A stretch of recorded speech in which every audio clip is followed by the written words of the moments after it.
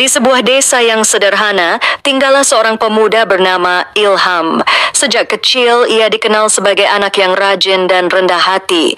Kehidupan keluarganya serba pas-pasan, ayahnya seorang buruh tani dan ibunya menjajakan kue keliling kampung. Namun, Ilham tidak pernah mengeluh. Yang ia punya hanyalah semangat dan satu kebiasaan yang jarang orang tahu. Ia senantiasa membaca sholawat setiap hari tanpa henti. Semua berawal dari nasihat seorang guru ngaji di surau kecil kampungnya. Guru itu pernah berkata, "Siapa yang membiasakan diri bersolawat, maka Allah akan bukakan jalan dari arah yang tidak disangka-sangka." Kata-kata itu tertanam kuat di hati Ilham. Sejak usia 12 tahun, ia mulai membiasakan membaca solawat 100 kali setiap pagi dan malam.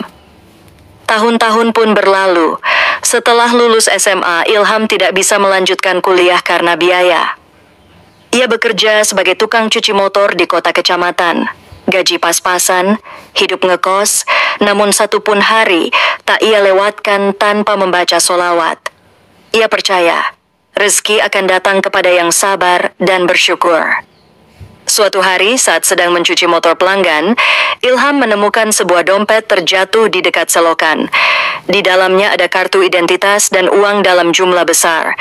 Tanpa pikir panjang, ia mencari alamat pemiliknya dan mengembalikannya langsung ke rumah. Orang yang menerima dompet itu terharu. Ternyata ia adalah seorang pengusaha sukses yang sedang pulang kampung. Ia kagum pada kejujuran dan sikap tenang Ilham. Beberapa minggu kemudian, Ilham mendapat telepon. Pengusaha itu menawarinya pekerjaan sebagai staf operasional di perusahaannya di kota besar. Meski sempat ragu, Ilham menerima tawaran itu. Di tempat kerja barunya, Ilham bekerja dengan tekun dan tetap istiqamah dengan solawatnya.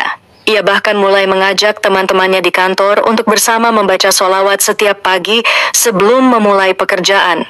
Awalnya banyak yang heran, tapi lambat laun mereka merasa hati lebih tenang dan pekerjaan lebih berkah. 5 tahun kemudian, Ilham diangkat menjadi kepala cabang perusahaan. Hidupnya berubah total. Ia bisa mengangkat derajat keluarganya, membangun rumah untuk orang tuanya, dan membuka beasiswa bagi anak-anak miskin di kampungnya.